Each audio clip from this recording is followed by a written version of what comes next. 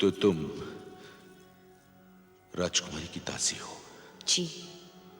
तो इसका अर्थ यह हुआ कि राजकुमारी ने अपने प्राण बचाने के लिए अपनी दासी के प्राण संकट में डाल दिए। एक दासी का इससे उत्तम उपयोग और हो भी क्या सकता है? नहीं, ये सत्य नहीं है। मैं स्वयं उनके प्राण बचाने के लिए आगे बढ़ी थी, परंतु जिस प्रकार आपने हमारे प्राणों की रक्षा की, उसके धन्यवाद के लिए तो शब्द ही नहीं है। मैं तो कदाचित जीवन भर आपका ये उपकार नहीं भूल पाऊंगी। किसे नहीं भुला सकोगी तुम? मुझे या फिर मेरे उपकार को? दोनों को नहीं, केवल तुमको।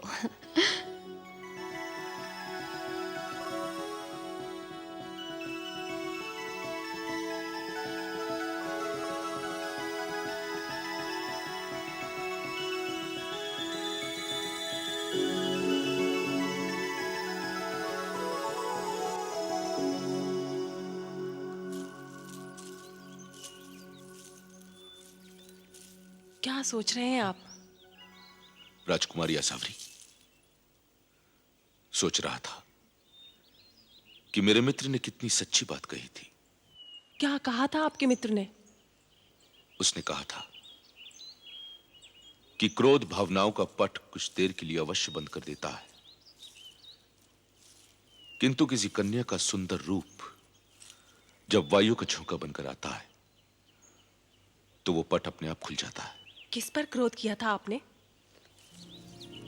था किसी पर, किंतु अब तो तुमने आकर भावनाओं के सारे पट खोल दिए।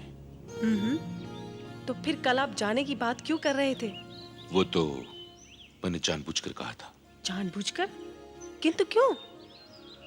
यह देखने के लिए कि तुम मुझे रोकती हो या नहीं।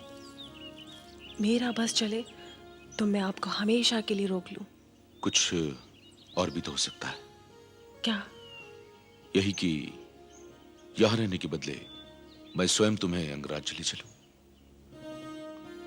आसावरी, तुम कहो तो तुम्हारा हाथ में महाराज चित्रवत से मांग लो। मैं क्या कहूं? मेरे प्राण बचाकर तो आप मेरे लिए प्राणनाथ बन ही चुके हैं।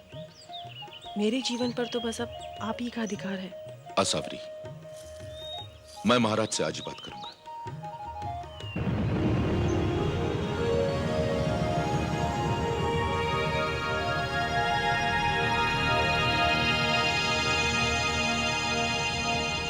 महा